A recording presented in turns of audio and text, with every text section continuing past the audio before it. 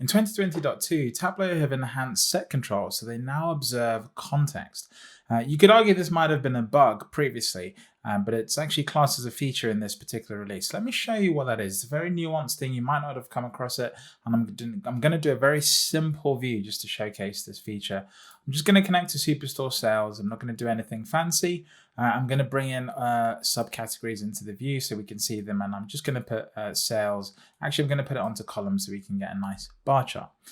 I'm then going to create a set using a subcategory, and I'm just going to pick the first few and click OK. Then I'm going to right click on that and then show the filter. So basically this set control option, you can see here that I'm seeing the filter for in and out of the set. I'm going to bring it onto detail, and I'm also going to show the set itself so I can see the set controls. And you need to be paying attention to this set control list, because this is going to be the easiest way to sort of showcase what I'm talking about. So just this section here on the left-hand side, you can see the set filter itself here, and this is the set control added in the previous version of Tableau. Now, if I then bring category onto filter here, so you can see I'm only going to select the furniture items and then hit apply. Notice that my view changes, but my set control over here doesn't change. Okay, so I'm only selecting the office supplies now. The view is changing, but my set control options isn't observing the context.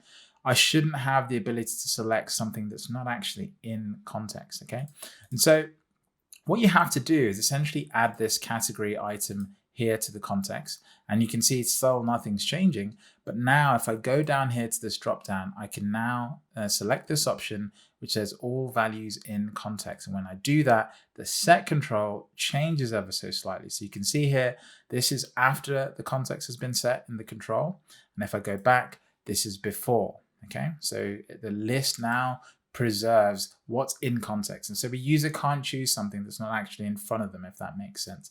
So it's really, really important, because obviously in the visualization everything is changing as we'd expect, and this is because of a feature in Tableau called order of operations. It's not actually a feature, it's a behavior of how Tableau works. Let me just bring that into view so you can see that here in a little bit more detail. So let's just actually make this fit the screen a little bit better. And so when Tableau is computing calculations, a bit like in maths when you're doing multiplication and division, there's an order in which you're supposed to do those things. And Tableau's order of operations actually starts with Xtric filters at the top, then data source filters, then context filters, then set. And the issue there has been that sets actually sit a bit above everything else. So actually when we put the category filter into the view and we're filtering things in and out, it's coming after the set has been computed, and that's why the set control on the right hand side isn't showing the correct thing. And so by having that option to make set observe the context, it's just making it behave in a slightly better way, rather than just observing all values in the database, which it calculates here in this context filters sort of step just before that actually, and it's much, much easier to see. That's pretty much the feature in a nutshell. It's a little bit obtuse, and the implications of this are actually, well, you have to use sets a lot to actually run into this issue. And the implications just make it easier to make sure that users are only selecting the things they're supposed to. And you could have done hacks in the past, but this is just, tightening up that feature a little bit more.